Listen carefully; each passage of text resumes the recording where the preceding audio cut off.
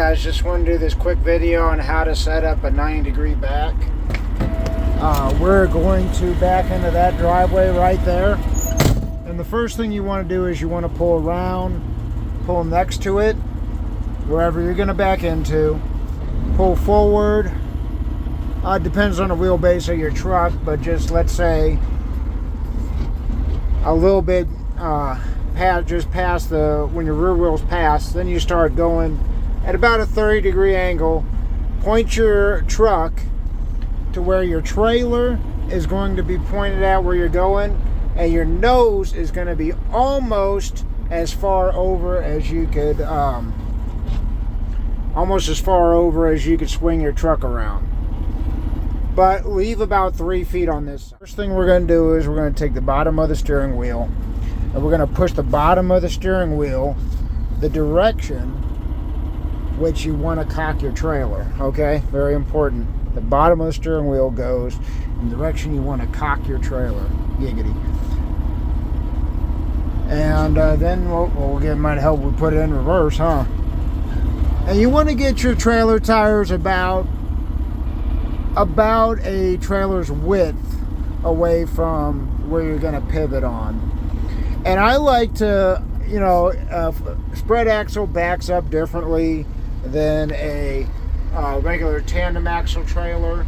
So in a tandem axle, you'd normally just cut the wheel all the way, get it at a sharp 90, and then swing your cab around. I got a long wheelbase and a spread axle. So what I'm going to do is I'm just going to gently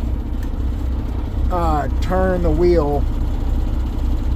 Well, we're getting a little bit close to there. I'm going to gently turn the wheel back around and slowly get myself cocked into a 90 here. But not quite a 90, but you want about a 45-degree angle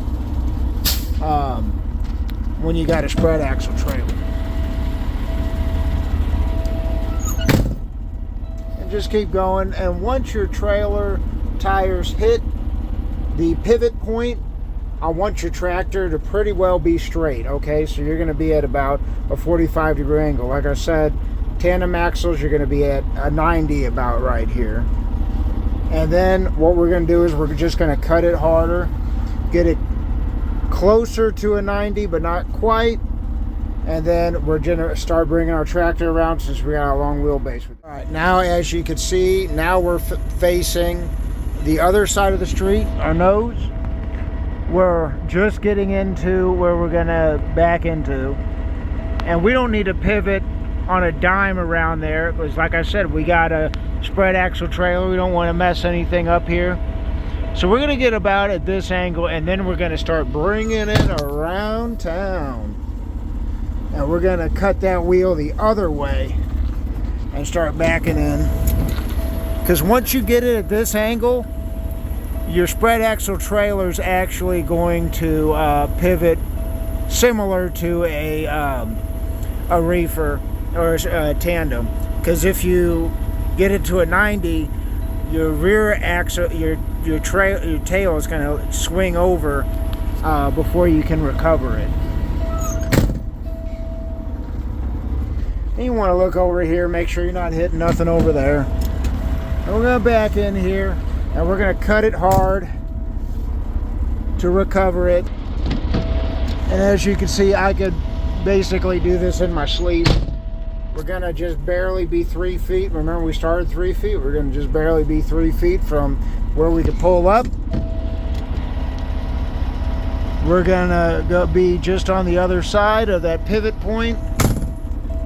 I mean, if you gotta make a 90-degree turn extra sharp on this, but use all the room you can when you gotta spread. Able to see that when we're bringing the tractor around, the trailer actually is very slow to recover when it's a spread axle. It's slow to start pivoting and it's slow to recover. And so that's what you'll find out. You can't really back a spread axle the same way you could back a tandem axle. But that's basically how you do it. And then yeah, you just, once you get it to this point, you just touch it up a little bit here and there. Do the best you can do.